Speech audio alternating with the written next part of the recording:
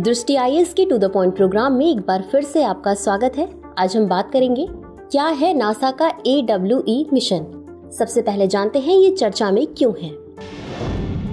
National aeronautics and space administration NASA अंतरिक्ष के मौसम पर पृथ्वी के मौसम के प्रभाव का अध्ययन करने के लिए वायुमंडलीय तरंग प्रयोग यानी AWE लॉन्च करने की तैयारी कर रहा है।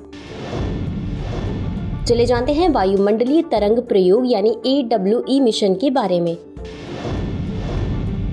यह मिशन नासा का एक प्रयोगात्मक प्रयास है जो वायुमंडलीय गुरुत्वाकर्षण तरंगों यानी AGWs का अध्ययन करने के लिए समर्पित है। वायुमंडलीय गुरुत्वाकर्षण तरंग एक प्रकार की तरंगे हैं जो एक स्थिर वायुमंडलीय परत के भीतर गति करती है। इनकी उपस्थिति विशेष रूप से उन क्षेत्रों में होती है जहां वायु ऊपर की ओर बढ़ रही होती है, जिससे विशिष्ट बादल संरचनाओं के निर्माण की सुविधा मिलती है। ये तरंगे अंतरिक्ष के मौसम को प्रभावित करती हैं, वैश्विक मौसम, जलवायु और अंतरिक्ष स्थितियों को प्रभावित करती हैं।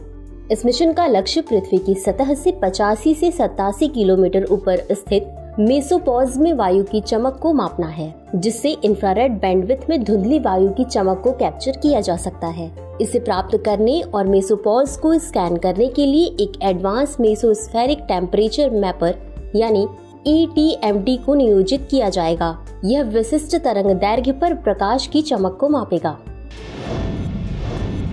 चलिए अब जानते हैं अंतरिक्ष मौसम के बारे में। अंतरिक्ष का मौसम पृथ्वी के मौसम के समान ज्वाला और उत्सर्जन जैसी सौर गतिविधियों से आकार लेता है, जो आसपास के ब्रह्मांडीय वातावरण पर प्रभाव डालता है। बता दें कि अंतरिक्ष के मौसम में बदलाव से उपग्रह संचार, GPS सिस्टम और पावर ग्रिड सहित पृथ्वी पर महत्वपूर्ण सेवाएं बाधित होने की संभावना रहती है। पृथ्वी की मौसम की स्थितियां भी अंतरिक्ष के मौसम को प्रभावित करने में महत्वपूर्ण भूमिका निभाती हैं, जो हमारे ग्रह और ब्रह्मांड के बीच एक जटिल परस्पर क्रिया में योगदान करती है।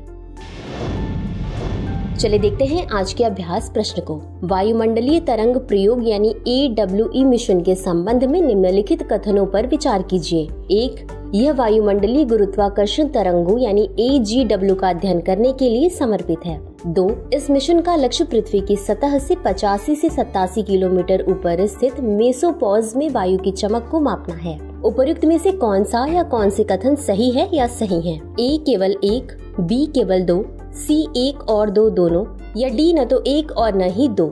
इस प्रश्न का उत्तर कमेंट बॉक्स में जरूर दें। आज के लिए बस इतना ही। शुक्रिया।